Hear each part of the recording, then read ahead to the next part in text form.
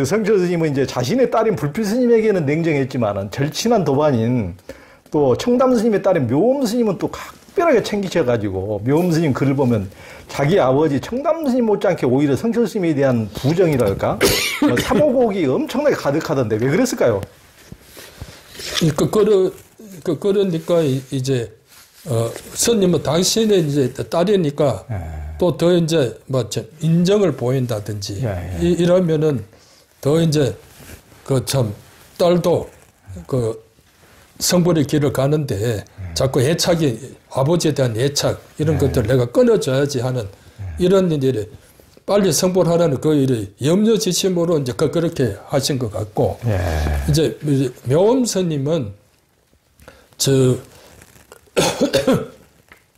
그때가 그 청담 스님께서 어디 계시냐 하면은 그 대성사, 문경 대성사 이렇게 계시고 스님도 같이 계시는데 그때 이제 그 찾아왔는데 지 혼자 묘엄 스님 혼자 오는 것이 아니고 어머니께서 이제 친척을 이제 삼촌을 이제 시켜서 보내면서 삼촌한테 엄마가 따로 이제 비밀 편지를 써가지고 보냈다 그래. 이거는 이제 묘엄 스님 모르지. 그래 이제 아버지한테 인사하러 오고 네가 중학교 가려고 하면 아버지한테 가서 무슨 도장을 받아와야 그 입학이 된다. 그래 꼬아가 보낸다. 엄마는 그리고 꼬아 보내고 삼촌한테는 어쩌든지 스님 만나거든. 이걸 이제 스님 만들었다 해서 잘 키워라.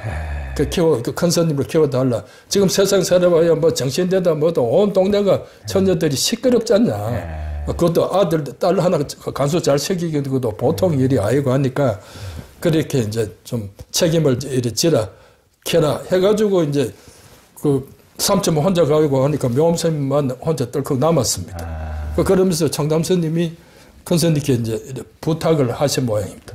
내가 내 딸을 어째 가르치노? 그러니까 너는 그것도 불필요하지. 이 수경, 그 수경이라 생각하고 그렇게 네 딸 같이 좀 잘 좀 이래 지도를 해주고 어쩌든지 우리가 참 그러나 저기 우리 마을을 들여 중이 되든지 할 텐데 선만 한다고 고집하면 이거 어쩌노 큰일이다. 성철 스님이 책임지고 저 딸을 선님 만들어줘. 이제 이래가지고 이제 선님도 큰 짐을 이래 맡게 되었다. 그럽니다. 그러면서 뭐 이제 가르쳐 준다고 이렇게 뭐 세상사부터 그러면서 그 뒤에 이제 큰 스님 돌아가시고 자료 모은다고 묘엄 스님 한번 찾아가니까 스님 내가 그 구경시킬 드릴 게 많습니다. 이래요. 그러면서 이제 하시는 것이 큰 스님께서 그 5월 그 해 45년 해방되는 그 4200 그 80, 70, 그 해 5월 5일 단오 날에 이제 스님께서 손수 그 비구니 그 삼위 개첩을 손수 문조에 만들어서 풀을 다 그 해가지고 그 삼위정을 자기가 갖고 있습니다. 이거는 큰 스님이 만들어 줘서 내가 영원히 간직할 생각으로 지금까지 하고 있다. 그때 성철 스님이 그 계를 주면서 자기한테 계를 주면서 오늘 이 자리는 나는 본래 계사가 아니다. 나는 선사다. 그런데 청담 스님 딸이므로 또 청담 스님 어쩌든지 좀 잘 가르쳐서 삼위 네 계를 주라고 했기 때문에 난생 처음 묘엄 스님한테만 내가 계를 주고 평생 이제 나는 남한테 계를 안 줄 것이다. 이걸 선언한다. 이렇게 평생 그 약속을 지켜주셨습니다. 묘엄 스님. 그러면서 이제 삼인이가 지켜야 될 뭐 그런 계첩 또 이제 스님이 이래 써주시고 했다고 이래 보여주고 그러면서 이제 스님께서 이래 당신 이름 묘엄이라고 이래 써줬던 그거를 보여주셨나 찾았다 못 찾았다 하셨나 하여튼 그런 자료를 한묶음 하는 그 속에 뭐가 있냐면은 큰 스님께서 당군 조선 당군부터 그 김구까지 그 우리나라 역사를 시험지에 넉장인강 해서 손수 써가지고 그 가르쳤다고 그럽니다. 그래 역사를 우리나라 역사를. 그 삼국시대 그래갖고 고려 조선 뭐 이래 하면서 그 뭐 김구 뭐 저 하면서 이렇게 쭉 하면서 그 손님 그 역사를 어디서 배웠는지 저는 몰라요. 그 손님 때는 그렇게 애한테 그 정도로 같이 하려고 하면은 평소 당신도 상당히 국사 공부를 그러니까. 했다고 한사군도 그 있던데. 그러고 보면 이래 뭐 고구려 신라 백제는 말할 거 없고 고조선까지 고조선까지 해서부터 김구까지가 독립운동가 이러면서 그걸 해서 보여주시더라고요. 그걸 아마 지금 봉영사 박물관에 이제 봉영사 박물관에 그 다 수납해 놓고 있을 겁니다. 그거 보고 저거 깜짝 놀랐어. 그렇게 해서 묘음 스님한테 이래 저렇게 해서 하니까 스님 그렇게 한 며칠 왔다 갔다 하면서 이제 하니까 묘음 스님 하시는 말씀이 스님 아시는 거 내 다 가르쳐 주신다면 내 스님 되겠습니다. 그렇게 약속 받고 청담 스님한테 됐어. 찾아가셨네. 그래가지고 거기 그 삼위계 받은 것이 그 45년 5월 5일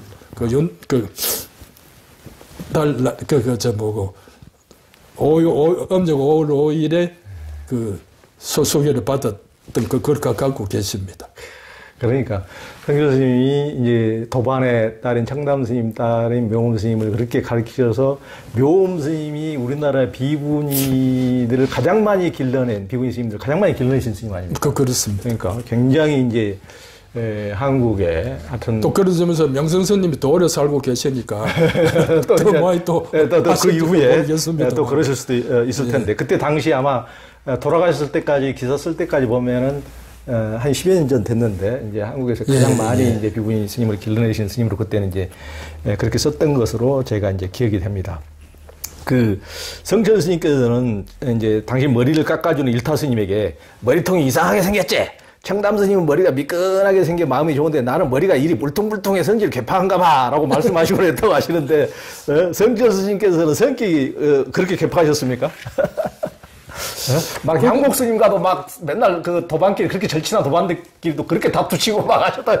막 그 개구쟁이 소년들처럼 다투셨던데 보니까요. 예, 그래 하여튼 뭐 서로 이제 이 머리통 가지고 이제 이렇게 뭐 농담하셨다 하는 것은 뭐 얼핏 들긴 했더니 뭐 오늘 이제 뭐 정리해가지고 딱 하기에는 오늘 조 기자님이 이제 처음이다 보니까 뭐 저도 이 글을 보고 웃어야죠, 저기서.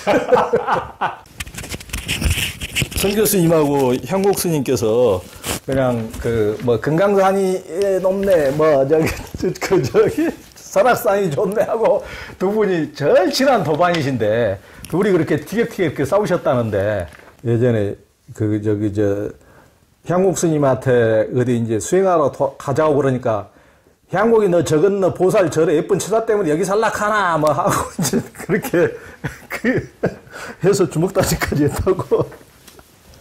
성철 스님과 향곡 스님은 동갑내기로서 평생 절친한 도반이면서도 같은 선사의 기질이 강하셔서 만나시면은 한마디 일러보라고 티격태격 하시기도 하셨습니다. 그래도 이제 스님께서는 출타가 없으시고 향곡 스님은 1년에 봄이나 가을에 꼭꼭 한 번씩 이래 다녀가시고 하는데 향곡 스님이 오셔서 스님 방에 들어가 계시면은 뭐 어떨 때 허허얗고 막 그렇게 막 산천에 떠날 듯이 웃으시다가 어떨 때는 꽉 해서 뭐 우리가 놀릴 정도로 왜 저러시지 하고 놀릴 정도로 과음이 나왔다가 웃었다가 뭐 이렇게 그 참 오시면 여러 시간을 그렇게 보내시고 하셨습니다. 그래서 이렇게 가시고 나면 그 큰스님께 한번 제가 한번 들어 여쭈게 되면 오늘 뭐 무슨 일로 그래 웃으셨다가 과음 채셨다가 또 화내셨다가 뭐 뭘 하시고 그렇게 오시면은 청담 스님 오시면 그 향곡 스님 오시면은 그렇게 세상 일을 그래 재밌으신가 보죠. 이 자식 알지도 못해. 세상 일 이야기 하나 벽안 높이 놓고 네 일러 바락하고 이제 또 돈이 배짱이마다 하하고 웃고 지하고 내고 틀리면 야 짝하고 이제 싫어하고 싸우고 고함치고 그 재미로 그렇게 가는데 그거 모르지 이놈아 너희들은 뭐 이런 말씀들을 이제 주로 이제 하시고 하셨는데 그러면서 이제 스님께서 하시는 이런 말씀이 어느 날 와서 향곡생이가 무슨 이야기 끝에 네 설악산 가봤나 그래서 나는 설악산 안 가봤는데 와 그러니까 향곡스님 하시는 그 말씀이 설악산 공룡 능선에 네 가봐라 그 산이 참 굽이굽이 치고 웅장한 것으로 말하면 공룡능선이 나는 한국에서 최고다 생각한다 이렇게 스님께 말씀을 하셨던 모양입니다. 그 말씀을 또 서스님께서 들으시고 그렇다고 수긍 안 하시고 허허 참 네 금강산 가봐라. 금강산이 그 참 12,000봉 노래도 못 들어봤나.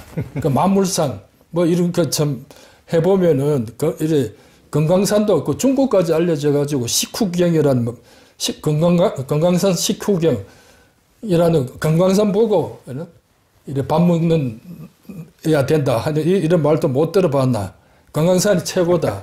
이래가지고 서로 이제 금강산이 최고다, 설악산이 최고다 하고 그렇게 다투기를 많이 하셨다는데 나중에 알고 보니까 향국 스님은 설악산만 가보셨고 우리 스님은 성철 스님은 금강산에만 갔다가 한 1년 이렇게 계시다가 겨울에 눈이 많이 와서 죽을 뻔해서 다시는 내가 금강산 안 갔다 하셨던 분입니다. 그래 당신들 본 산만 최고고 친구가 본 산은 아무것도 모르시니까 그렇게 싸울 수밖에 없었던 이런 장면으로서 어떨 때 생각하면은 참 두 어린이 싸우시 다투시던 것도 재밌다 이렇게 생각하고 있습니다. 옛날 도반 스님들은 참 노는 것도 참 그런 정도의 참 절차탕마하시고 그러면서 그 막 주먹 다짐까지 하시면서 또 뒤돌아서 하면 또 천진난만하게 싹 잊어버리고 또 만나서 또 어린애처럼 또 하다가 또 한판 붙기도 하고 참 그 노는 게 또 참 남다른 재미 참 선사들의 노는 게 또 재밌어요. 거기 보면은 스님하고 청단 스님하고 만나면은 우리 스님 잽도 안 되시는데 만날 실험하자고 왜 달려드신지 그 두 분은 또 만나면 실험만 했대요.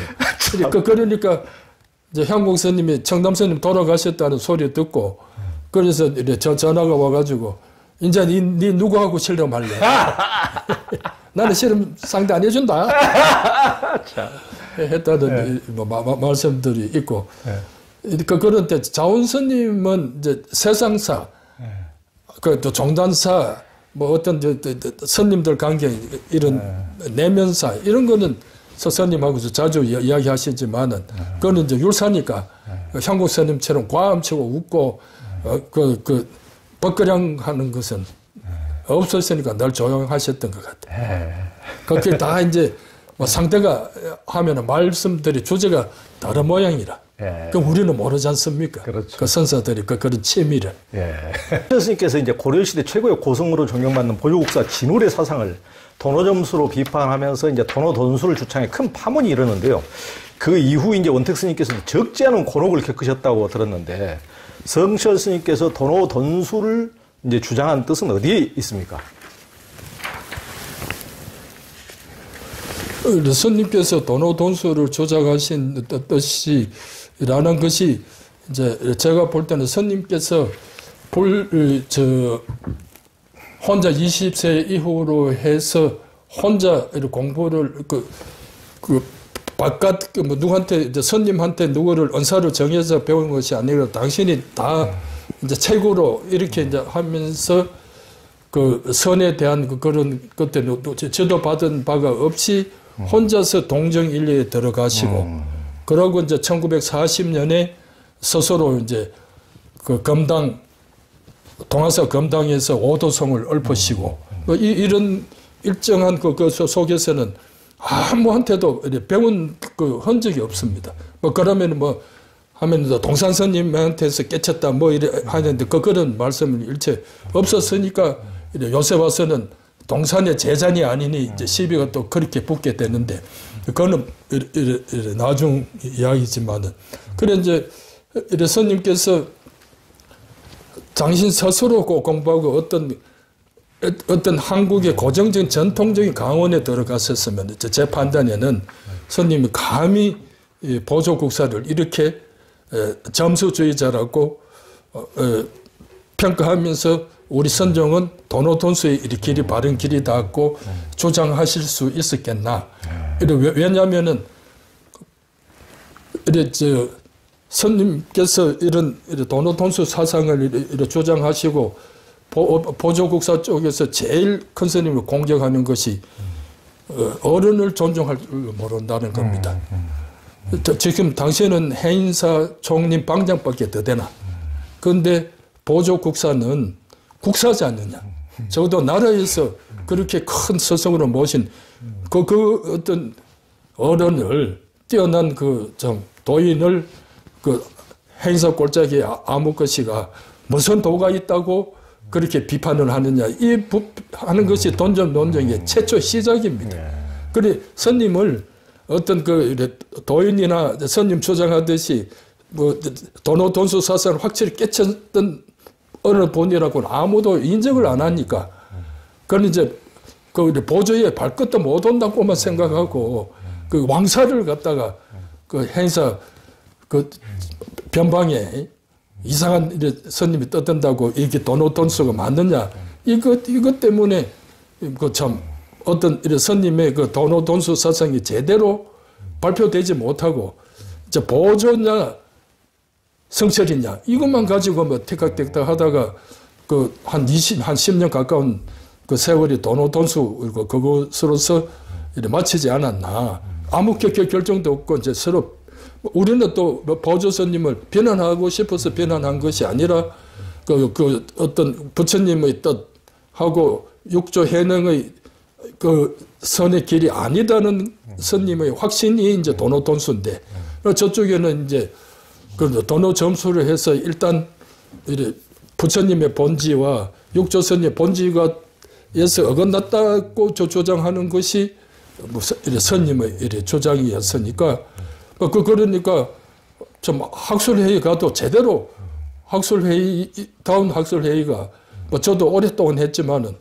스스로 궁색한 이야기만 하는 상대방이 논거를 하나도 인정을 안 하니까 무슨 그게 이제 논쟁이 되겠습니까?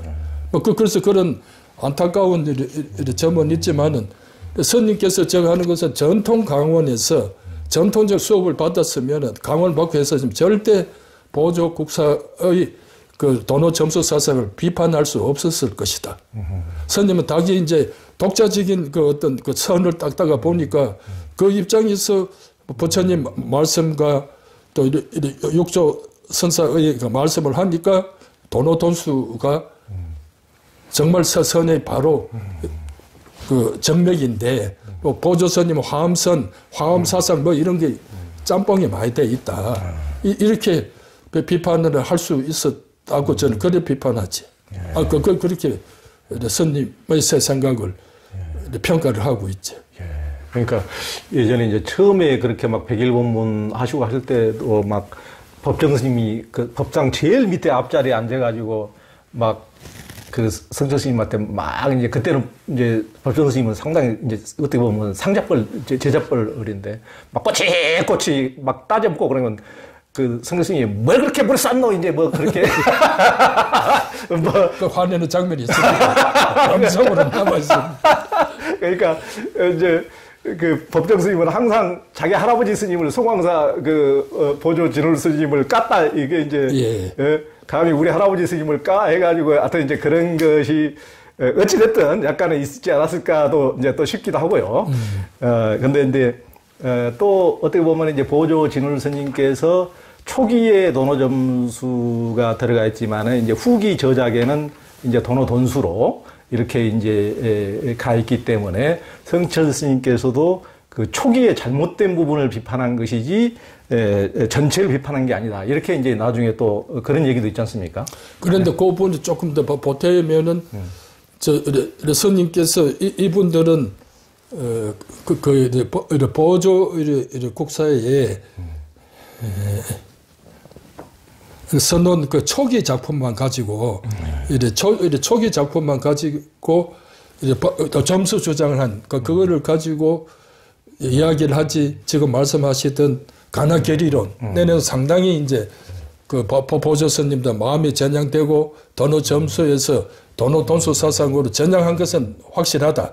그렇지만은 그 뒤에 또 지어놓책이 보면은 아직도 도노 점수에 대한 미련을 가지고 도노 돈수의 사상에도 완전히 그렇게 활착하신 또 부분은 없어서 그런 건 안타깝다. 그러나 지금 서선에서는 그 보조 스님의 그걸 가지고 그 화엄선적인 그런 그 도노 점수적인 사상으로 선방에서 내가 깨쳤다 못 깨쳤다 하는 이 풍습은 없어져야 된다. 그래서 화두 하나만 가지고 화두 일도를 해서 그것으로서 견성성불을 하는 그게 말로 깨끗이만 더 닦을 수 없는 그런 일이 수행으로 가야지.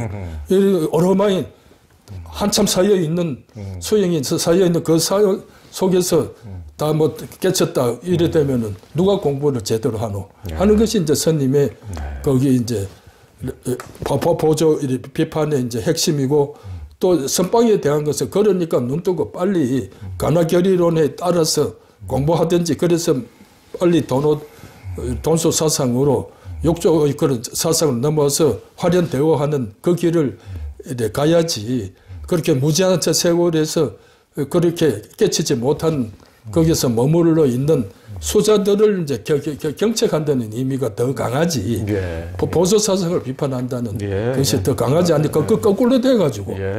그 스님의 전의가 잘못 지치고. 그렇죠. 그래가지고 계속해서 이제 그걸 하다가 어려우니까 가시고 이제 30년이 되고 난 오늘에 이르러서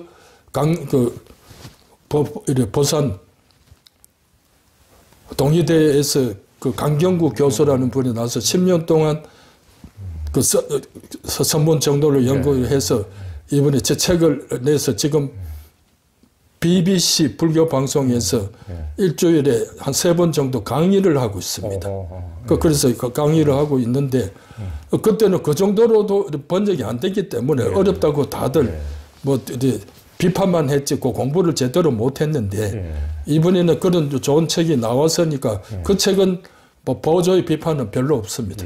큰 스님은 선문 정례는 폐지 넘기면 보조 비판인데 그런데 그 교수는 그걸 피하고 큰 스님의 선 사상이 돈수 사상이 어떤 것인가 하는데 집중되어 있으니까 뭐 이런 데도 보조 존경하는 분들이라도 마음에 부담 없이 읽을 수 있고 이해할 수 있는 그런 수준으로 책이 나왔으니까 좀 같이 좀 마음 터놓고 이제 새롭게 공부해보는 그런 인연이 됐으면 하고 바라고 있습니다. 그러니까 선문 종로 나왔을 때 이게 원택 스님하고 강경구 교수 이제 저도 같이 뵙고 인터뷰도 하고 했는데 굉장히 좋은 책이고 정말 지금 이 시대에 선을 공부하실 분들에게는 참 좋은 지침이다. 이걸 참 너무나 좋은 책을 남겨주셨고 이것을 참 지침으로 삼아서 제대로 이제 공부할 수 있는 책이 나왔다. 이런 생각이 들었습니다. 그 가야산 백년암에서 왕보살님으로 불리던 이제 천진성 보살은 성천 스님 생전에 듣던 법문 요약 메시지를 이제 공개했던 게 기억에 남습니다. 첫째, 자기 허물을 알자. 둘째, 진실한 참회는 성불한다. 셋째, 타인에게 지고 산다. 넷째, 사주보다 관상이 좋고 관상보다 심상이 좋다. 다섯째, 지극한 기도와 착한 마음으로 운명을 바꿀 수 있다. 여섯째, 인간은 욕망을 가지고 태어난다. 그러나 허욕에 찬 지나친 욕망은 죄만 짓는 결과를 초래한다. 스님도 이런 말씀을 들으신 적 있습니까? 선생님한테? 이제 스님께서 뭐, 이 전체를 더 들은 바는 없고, 지금 뭐고, 어떻게나게 사주보다 관상이 좋고, 관상보다 심상이 좋다, 이놈아. 이것은 한번 들어본 데 다 말씀이다 싶은데, 이것도 이제 보살님이 한번 당신 그 뭐 생일인가 그에 대해서 스님 그 큰 스님께서 우리 그때 개교도 할 때는 모아놓고 한 번씩 한번 이래 말씀들이 있는데 그걸 이제 노트에 정리를 했습니다.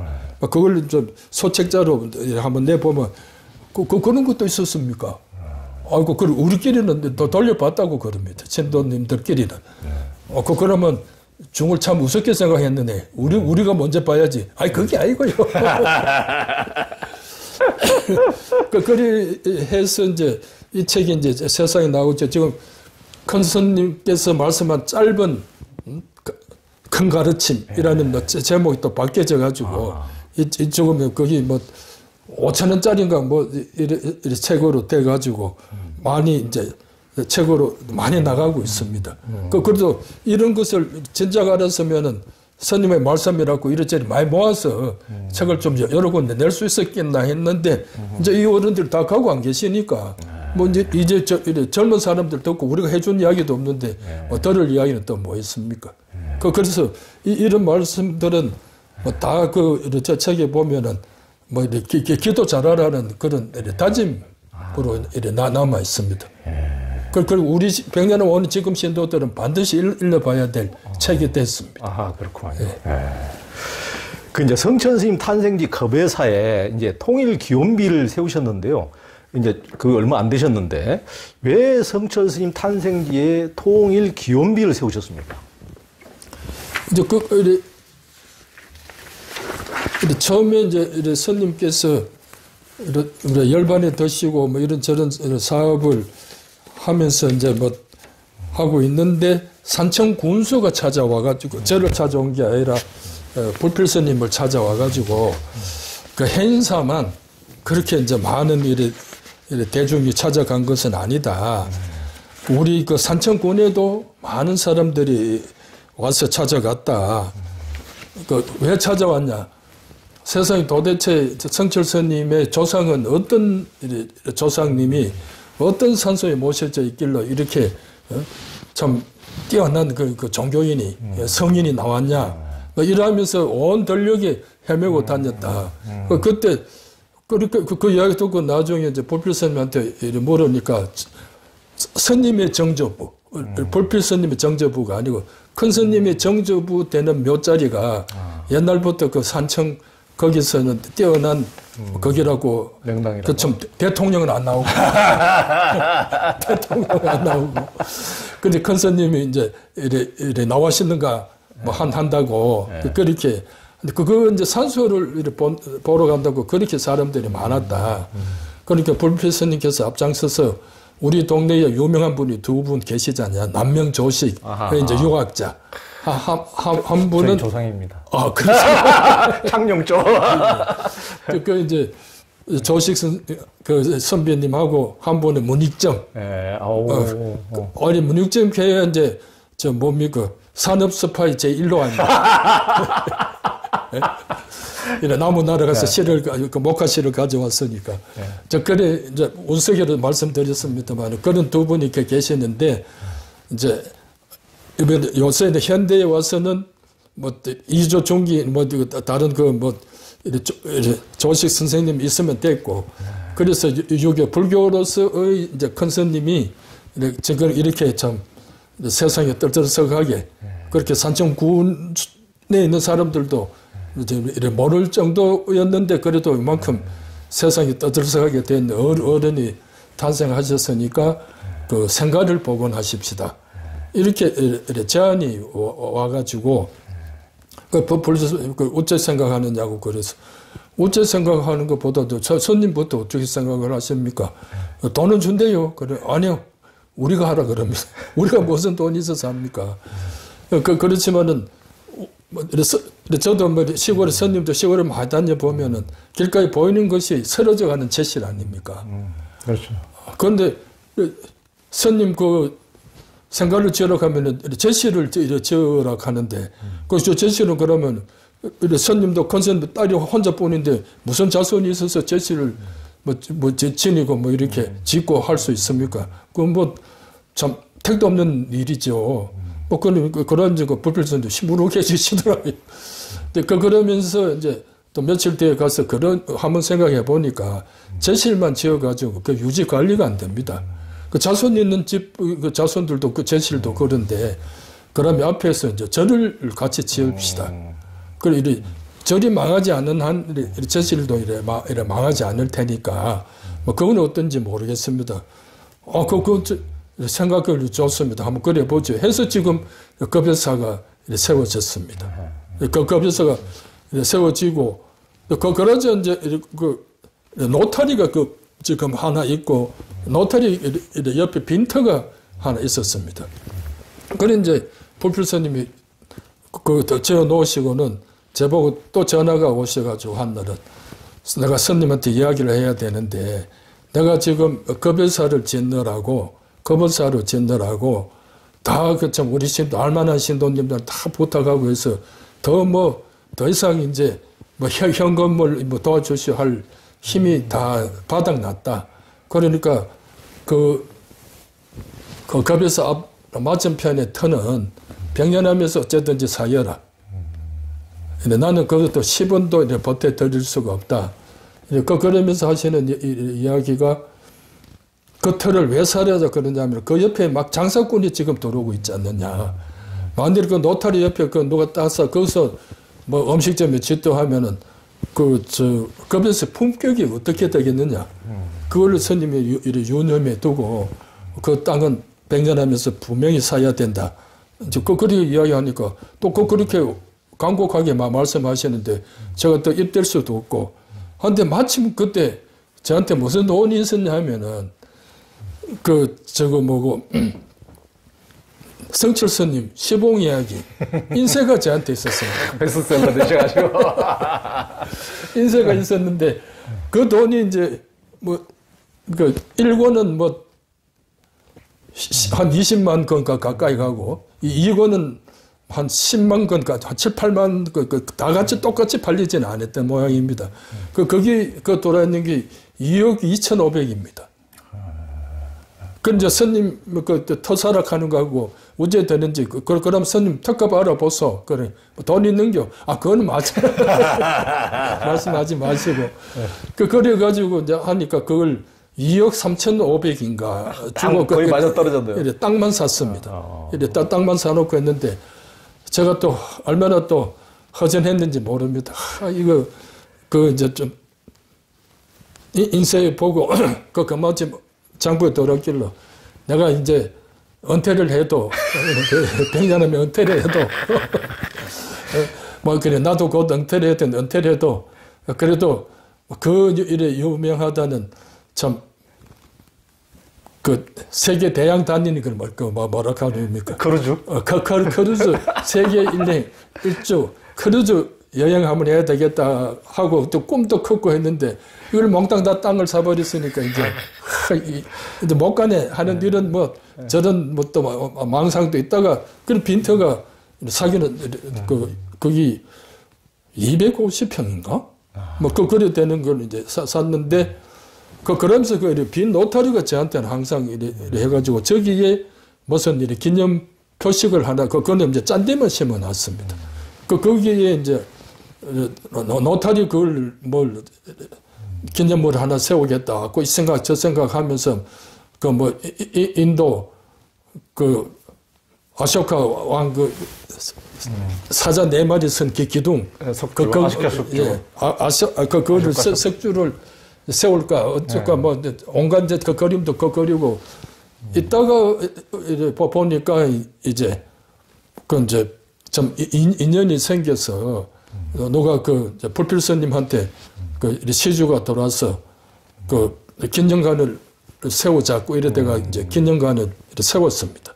그것도 돈이 아파트 한 채 값이 솔창게 나갔지. 지금 보면 파는 아파트 판 사람 상당히 속이 싫을 거야. 더 올라왔을 테니까. 조금 더 늦게 팔았으면. 하여튼 그래가지고 이제 기념관을 짓고, 그러고 이제 강대철 씨한테 인원해서 이제 오늘날 그걸 이제 아미타불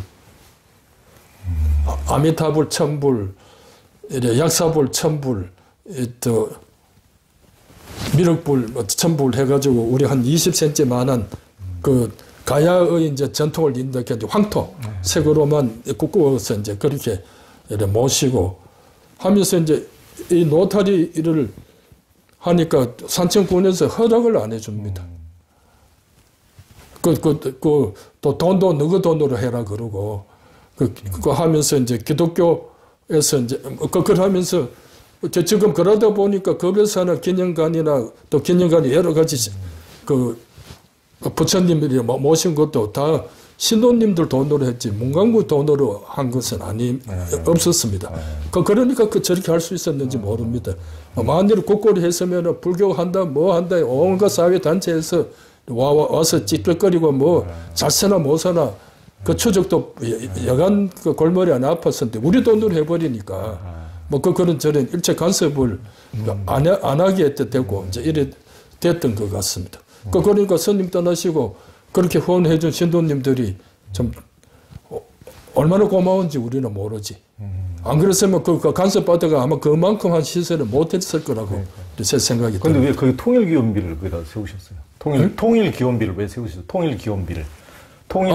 그렇게 이제 했을 때 이제 노타리를 이래 못 세우니까 이래 못 세우니까 지금 어디서 세웠냐 할 수 없이 그 옆에 이제 사면불을 착상을 해가지고 사면불이 이제 우리나라에서 유행하기 시작한 것은 신라 통일 이후라 그럽니다. 신라 통일 이후에 해서 이제 국군 신라의 국군 용창을 기원해서 이제 신라 땅만 아닌 이래 전라도 뭐 저 고구려 땅 이런 데서 이제 사면불을 많이 이래 설교되고 지금 그런 데서는 흔적 없이 사라진 곳이 많지.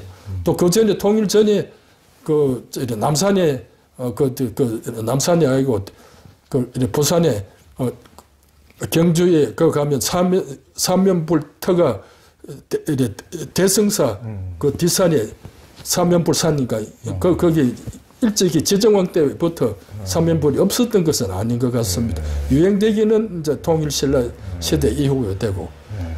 그래서 이제 그걸 보면 국리하다가 이래 보니까 그 삼면불을 그쪽에 노타리에 못 세우고 이쪽에 세우고 되니까 뭔가 좀 뭐 자존심도 상하고 뭐도 밀리고 하는데 그 통일을 바라며 하는 스님 시가 갑자기 생각났습니다. 1989년인가 그때 서들였던 그런 생각이 나면서 거기 보면은 그 시 속에 이제 뭐라고 이래 나와 있냐 하면은 통일을 바라며 하는 그 이제 이래 시를 써놓은 중에 이제 셋째 구절에 백두산에서 이는 바람, 천왕봉에서 소리치고, 한강에서 노는 오리, 대동강에서 헤엄치며, 명사심리 기러기 때 제주에서 춤을 추네. 이래 남북을 왔다 갔다 하고 있지 않습니까? 그런데 천왕봉이 왜 나오느냐고, 저거 이제 예문이 된 겁니다. 왜냐하면 평생 고향을 떠나서 한 발짝도 안 뛴 어른이, 그 지리산 천왕봉 아닙니까? 그렇죠. 근데 당신이 당신도 그 동네에서는 천왕봉 전기를 받고 태어났다고 그렇죠. 할 정도로 그 동네에서도 천왕봉이 보이는 자리였는데 지금은 전부 다 이제 숲이 우거지니까 거기 다 시야가 가려버리고 하는데 그래서 저거는 왜 천왕봉이라고 하셨지? 그럼 고향이 그리 생각나셨던 거, 영평소에 스님 생각하셨던 그 어떤 이래 고향 뭐 읽고 사시던 모습하고는 이 시에서 천왕봉이 나오는 그거를 보고 그래서 스님 깊은 마음속에는 고향이 남아있나 남아있으신가 하는 그런 생각이 들어서 그래 천왕봉이 도대체 어떤 산인데 하고 이제 그 뭐 핸드폰으로 찾아보니까 뭐라고 나오냐면은 백두산이 이제 제일 높지 않습니까? 우리나라에서 2744가 2140 이래 가가지고 한라산이 우리나라에서 두 번째 높은데 그렇죠. 1950. 그렇죠. 근데 육지에서 백두산 다음에 높은 산이 천왕봉입니다. 이게 이제 1914.5m. 그러니까 천왕봉이 그때 갖다 붙인 게 아니고 당신도 이 높이를 아시고 이랬는가 싶은데 하여튼 당신이 천왕봉 하고 이래 백두산하고 이래 있으니까 1등 저 백두산, 2등 천왕봉 뭐 이렇게 해서 이제 고향 생각이 물씬 나신 모양이다. 혼자 그래 해석을 하고 또 이래 시도 그저 통일을 바라시는 것이고 이래 또 이래 저도 민족통일본부 본부장 했던 그렇죠. 민주본부장이고 하니까 뭐 통일을 위해서 이 기념을 세우자 해서 그래 이제 또 통일을 바라며 하는 그 돌을 이제 지리산 돌로 그렇게 모셔놨습니다. 그렇구만요.